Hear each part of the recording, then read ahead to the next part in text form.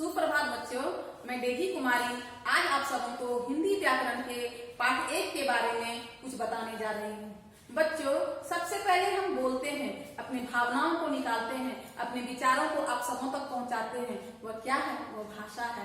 आपके विचारों को भी हम समझते हैं तो वही भाषा है। चाहे वो लिखा हुआ हम पढ़ के समझाते हैं या फिर बोलकर समझाते हैं, ये भाषा के अंतर्गत ही आते हैं। तो आइए अब हम लोग भाषा की परिभाषा समझते हैं कि भाषा की परिभाषा क्या है। तो भाषा विचारों का आदान प्रदान है या भाषा वह माध्यम है जिसके द्वारा हम मनुष्य बोलकर या लिखकर अपनी भावनाओं को प्रकट करते हैं, इसे भाषा कहते हैं। तो भाषा के 2 रूप हैं, लिखित भाषा और मौखिक भाषा। लिखित भाषा जब लिखकर हम अपनी भावनाओं को दूसरों तक पहुंचाते हैं या दूसरों के द्वारा लिखी गई भावनाओं को अपने अंदर आत्मसात करते हैं, उसे लिखित भाषा कहते हैं। मौखिक भाषा के अंतर्गत जब हम बोलकर अपनी भावनाओं को दूसरों को समझाते हैं और दूसरों की बोले गए विचारों को उसे खुद समझते हैं, उसे मौखिक भाषा कहते हैं। आइए अब हम लोग दोनों को उदाहरण के द्वारा समझते हैं कि लिखित भाषा क्या है और मौखिक भाषा क्या है। लिखित भाषा, जैसे मैं अभी किताब देखकर आपको पढ़ा रही हूँ, ये लिखित भाषा का उदाहरण है। और पत्र जब आप लिखकर या कुछ प्रश्न का उत्तर लिखकर जब आप हमें बताते हैं तो वो लिखित भाषा का ही उदाहरण है। आइए अब मौखिक भाषा हम लोग समझते हैं कि मौखिक भाषा क्या है। तो मौखिक भाषा हम अभी बोलकर आपको समझा रहे हैं तो ये मौखिक भाषा का उदाहरण है। और आप जब बोलकर हमसे कुछ पूछते हैं तो वो मौखिक भाषा का उदाहरण है। आप बोलते हैं उसे हम समझते हैं और समझकर फिर आपको उत्तर देते हैं, ये मौखिक भाषा का उदाहरण है। उसके बाद गाना सुनना, रेडियो पर भाषण सुनना, ये भी मौखिक भाषा का ही उदाहरण है। चलिए आइए अब हम लोग लिपि समझते हैं। लिपि क्या है? किसी भी भाषा को लिखने के ढंग को, किसी भी भाषा के जो लिखने का जो ढंग है, लिखने का जो तरीका है, वो लिपि कहलाती है। जैसे ABCD जो है ये रोमन लिपि में है, अ आ क ख ये देवनागरी लिपि में लिखी गई है। अब हम लोग जानते हैं कि मातृभाषा क्या है। तो बच्चों, सबसे पहले जो हम लोग जिस भाषा को सीखते हैं उसे मातृभाषा कहते हैं, क्योंकि मम्मी के मुंह से जो हम अपनी भाषा को जल्दी पकड़ते हैं वो हमारी मातृभाषा कहलाती है। तो हमारी मातृभाषा क्या है? हिंदी है। प्रादेशिक भाषा किसे कहते हैं? जो सीमित क्षेत्र में, प्रदेश कहते हैं राज्य को। तो प्रदेश में जो जिस भाषा को बोला जाता है उसे प्रादेशिक भाषा कहते हैं। जैसे राजस्थान में राजस्थानी, तमिलनाडु में तमिल इत्यादि। राष्ट्रभाषा, देश के अधिकतर क्षेत्रों में जिस भाषा को बोली जाती है और कार्यालयों में इस भाषा का उपयोग किया जाता है उसे राष्ट्रभाषा कहते हैं। जैसे हिंदी भारत की राष्ट्रभाषा है, क्योंकि हिंदी का उपयोग हम लोग ऑफिस में, कार्यालय में दैनिक बोलचाल की भाषा में करते हैं और इस भाषा को जो नहीं भी बोल पाते हैं वो जरूर इसको समझ जाते हैं, इसीलिए ये राष्ट्रभाषा की गिनती में आती है। अंतर्राष्ट्रीय भाषा कहते हैं जो एक देश के अलावा दूसरे देशों के लोग भी इस भाषा का उपयोग करते हैं, उसे अंतर्राष्ट्रीय भाषा कहते हैं। जैसे अंग्रेजी, अभी अंग्रेजी हम लोग यहाँ भी सीखते हैं, बोलते हैं तो हम लोग समझते हैं, तो विदेश में भी आप अंग्रेजी भाषा का प्रयोग करेंगे तो वहां के लोग भी उस भाषा को समझेंगे और उसके बारे में समझ जाते हैं। बोली एक सीमित क्षेत्र में बोली जाती है। बोली को भाषा के अंतर्गत तो नहीं रखा जाता है इसे, क्योंकि इस किताब कॉपी में इसका उपयोग नहीं होता है, लेकिन फिर भी जो हम लोग बोलते हैं वे दूसरे समझते हैं। अब दूसरों की बोली गई भाषा को हम लोग समझते हैं, वो क्षेत्रीय रूप में होती है। कहावत भी है, कोस कोस पर पानी बदले 3 कोस पर वाणी।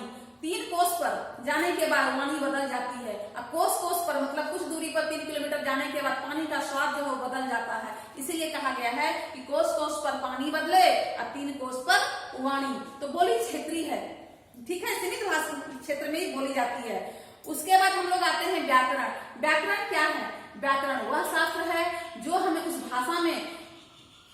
भाषा को शुद्ध समझने के लिए, बोलने के लिए, लिखने के लिए ज्ञान देता है, ज्ञान बोध कराता है, उसे ही हम व्याकरण कहते हैं।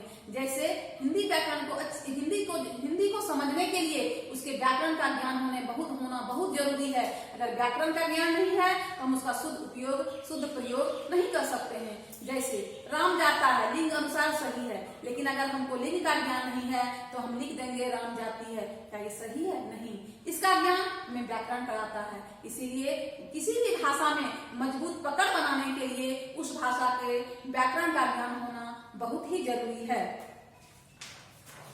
आइए प्रणाली के बारे में जानते हैं कि व्याकरण के कौन कौन से अंग हैं। तो व्याकरण के 3 अंग हैं, वर्ण विचार, शब्द विचार और वाक्य विचार। तो वर्ण में आप लोग जानते हैं, इसके पहले क्लास में पढ़ चुके हैं कि वर्ण क्या है।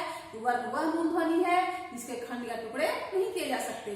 जैसे उसके 2 भेद हैं, स्वर और व्यंजन। तो हो गया अ आ, क ख इत्यादि। शब्द विचार, शब्द विचार में जहाँ शब्दों पर विचार किया जाता है, जैसे विद्यालय, लड़की, अंगूर, वन इत्यादि। वाक्य विचार, जहाँ वाक्यों पर विचार किया जाता है, लिंग के अनुसार, क्रिया के अनुसार इत्यादि। जैसे बच्चा दूध पीता है, बच्चा रो रहा है, वह विद्यालय जाता है इत्यादि। और वर्ण, वर्ण क्या है? वर्ण वह मूल ध्वनि है जिसके खंड या टुकड़े नहीं किए जा सकते। आइए अब हम लोग वर्ण के भेद के बारे में जानते हैं। तो वर्ण के कितने भेद हैं? पूर्व कक्षा में भी चर्चा हो चुकी है। तो वर्ण के 2 भेद हैं। कौन कौन से हैं? स्वर वर्ण और व्यंजन वर्ण। स्वर के भी भेद हैं, स्वर के 2 भेद हैं, ह्रस्व स्वर और दीर्घ स्वर। ह्रस्व स्वर, ह्रस्व स्वर किसे कहते हैं? जिस स्वर के उच्चारण में कम समय लगता है उसे ह्रस्व स्वर कहते हैं, जैसे अ, हर्षई, हर्षऊ इत्यादि। दीर्घ स्वर, जिस स्वर के बोलने में ह्रस्व की अपेक्षा दुगुना समय लगता है उसे दीर्घ स्वर कहते हैं, जैसे आ, दीर्घई, दीर्घऊ, ए, ओ, आ इत्यादि। व्यंजन वर्ण किसे कहते हैं? जिस वर्ण के उच्चारण में स्वरों की सहायता ली जाती है उसे व्यंजन वर्ण कहते हैं। तो व्यंजनों की संख्या 33 है और स्वरों की संख्या 11 है। व्यंजन वर्ण के 3 भेद हैं, स्पर्श व्यंजन, अंतस्थ व्यंजन और उष्म व्यंजन। तो स्पर्श व्यंजन किसे कहते हैं? तो क से लेकर म तक, ये वर्ग में होते हैं, इसके 5 वर्ग हैं। क से लेकर म तक जो हम लिखते हैं इसका स्पेशल वर्ग है, उसी वर्ग में वो वर्ण आते हैं। इसके अलावा उसको नहीं लिख सकते हैं, इसे स्पर्श कहते हैं। इसके बोलने में जीवा जो है मुख के किसी न किसी भाग को छूती है, स्पर्श करती है, इसीलिए इसे स्पर्श व्यंजन कहते हैं। अंतस्थ व्यंजन, अंतस्थ व्यंजन य, र, ल, व है। और उष्म व्यंजन तालव्य स, मूर्धन्य स, दंत स और ह। इसे उष्म व्यंजन क्यों कहा गया है? क्योंकि इसके उच्चारण करते समय गर्म हवा जो है हमारे मुंह से निकलती है, नाक से निकलती है, इसीलिए इसे उष्म व्यंजन कहते हैं।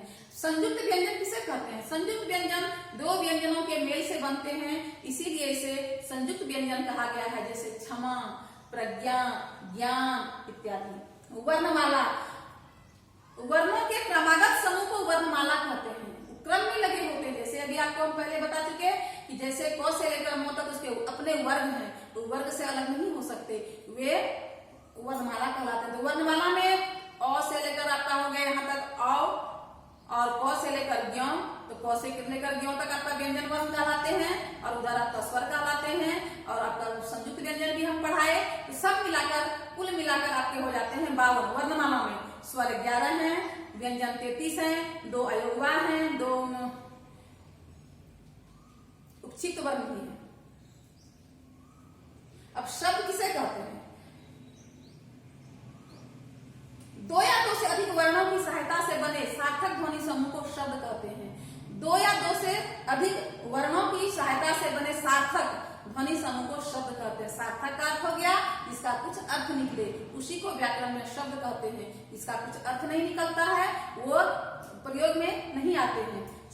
अर्थ के आधार पर तो आइए हम लोग अब शब्द के कितने भेद हैं उसके बारे में चर्चा करते हैं। रचना के आधार पर, रचना के आधार पर शब्द के 3 भेद हैं, रूढ़, यौगिक, योग रूढ़। रूढ़ किसे कहते हैं? रूढ़ वे शब्द हैं जिनको दोनों को अलग करने पर उसका कुछ अर्थ नहीं निकलता है, उसे रूढ़ कहते हैं। जैसे घर, घर लिखेंगे तो घर में क्या होता है? घ और र, दोनों को अगर हम अलग कर देते हैं तो उसका कोई अर्थ नहीं निकलता है, लेकिन दोनों को अगर हम जोड़ देते हैं तो उसका अर्थ हम समझ जाते हैं, वो रहने का जगह है, आश्रय है। इसके बाद यौगिक, यौगिक में वो शब्द हैं जिसे तोड़ने पर, खंड करने पर उसके दोनों पाठ का अर्थ निकलता है, उसे कहते हैं यौगिक। जैसे पाठशाला, पाठ जोड़ शाला, पाठ पढ़ने का, और शाला मतलब घर, जहां हम लोग पढ़ने के लिए जाते हैं वो पाठशाला है। उसके बाद योग रूढ़, योग रूढ़ वे शब्द हैं जिसको तोड़ने के बाद वो विशेष अर्थ को बताते हैं, वो विशेष अर्थ को बताते हैं, वो अपने अर्थ को छोड़ विशेष अर्थ को बताते हैं, उसीलिए उसे कहते हैं योग रूढ़। जैसे पंकज, पंख मतलब होता है कीचड़, जो मतलब होता है जन्म लेने वाला, पंख, पंख में जन्म लेने वाला अर्थात कमल। तो हम लोग जान गए कि रचना की दृष्टि से शब्द के 3 भेद हैं, रूढ़, यौगिक और योग रूढ़। आइए अब हम लोग उत्पत्ति उत्पत्ति के शब्द कैसे उत्पन्न होता है, उत्पत्ति के आधार पर शब्दों के बारे में जानते हैं। उत्पत्ति के आधार पर शब्द के 4 भेद हैं, तत्सम, तद्भव, देशज और विदेशज। तत्सम कौन शब्द है? जो संस्कृत के मूल शब्द हैं उसे तत्सम शब्द कहते हैं, जैसे अग्नि, फल, दधि, इसी तरह से और शब्द हैं। तद्भव, संस्कृत जो मूल शब्द है उसका जो हिंदी रूपांतरण हो गया है उसे कहते हैं तद्भव, जैसे अग्नि का हो गया आग, कर्ण का हो गया कान, पुस्तक का हो गया किताब इत्यादि। देशज, हमारे देश में जो बोलचाल में जो भाषा बोली जाती है और जब उसका उपयोग हम लोग हिंदी भाषा में करते हैं उसे कहते हैं देशज, जैसे खटिया, लुटिया, डिबिया, खुरपी, खिड़की इत्यादि। विदेशज, अब विदेशज या विदेशी शब्द कौन है? जो विदेशी भाषा से आकर, जो शब्द विदेशी भाषा से आकर हिंदी में मिल गए हैं और उसका प्रयोग हम लोग अच्छी तरह से करते हैं उसे कहते हैं विदेशज, जैसे पेंसिल, डायरी, जुलाहा, चश्मा इत्यादि। अर्थ के आधार पर, अर्थ के आधार पर शब्द के 2 भेद हैं, सार्थक और निरर्थक। सार्थक वे शब्द हैं इसका कुछ न कुछ अर्थ अवश्य निकलता है, उसे सार्थक शब्द कहते हैं। और जिसे बोलने के बाद हमारे दिमाग में तुरंत समझ में आती है कि ये वही शब्द चीज है जिसके बारे में कहा जा रहा है। जैसे यह किताब है, श्यामपट, चौक, डस्टर, टेबल, बेंच, कहने से हमारे दिमाग में तुरंत समझ में बात आती है। अब निरर्थक शब्द होते हैं जिसको बोलने से उसका कोई अर्थ नहीं निकलता, जैसे रोटी वोटी, वोटी अगर बोले तो कोई अर्थ नहीं निकलता है। खिच खिच, कोई अर्थ नहीं है। टर टर, इसी तरह से हम लोग इसको निरर्थक शब्द कहते हैं और इसका कोई अर्थ नहीं निकलता है। अब प्रयोग के आधार पर शब्दों को 8 भागों में बांटा गया है, संज्ञा, सर्वनाम, विशेषण, क्रिया, क्रिया विशेषण, संबंध बोधक, समुच्चय बोधक और विस्मयादि बोधक।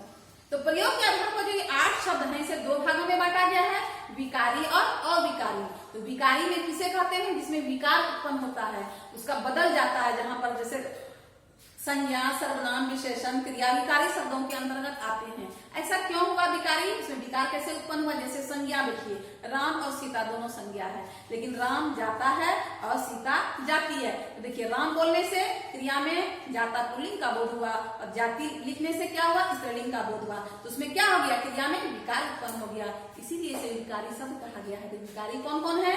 संज्ञा, सर्वनाम, विशेषण और क्रिया।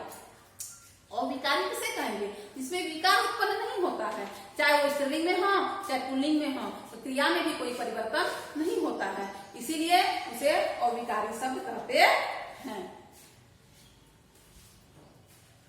वर्तनी किसे कहते हैं?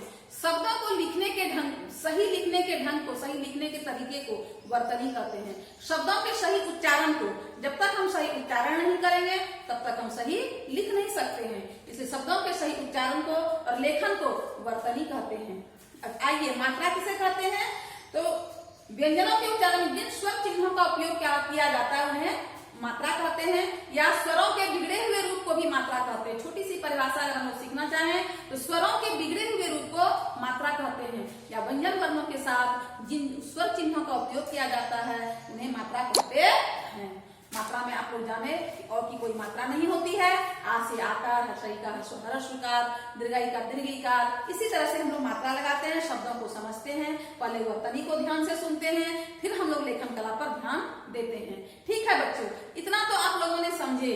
इसके बाद अभ्यास में आप लोगों का प्रश्नोत्तर दिया गया है जो शिक्षकों के द्वारा भरा गया है, इसे आप लोग अपनी कॉपी पर जरूर लिखेंगे, तिथि अंकित करेंगे, पाठ का नाम डालेंगे और सारे प्रश्न उत्तर को अपनी कॉपी पर लिखेंगे। ठीक है, तो फिर हम लोग इसके बारे में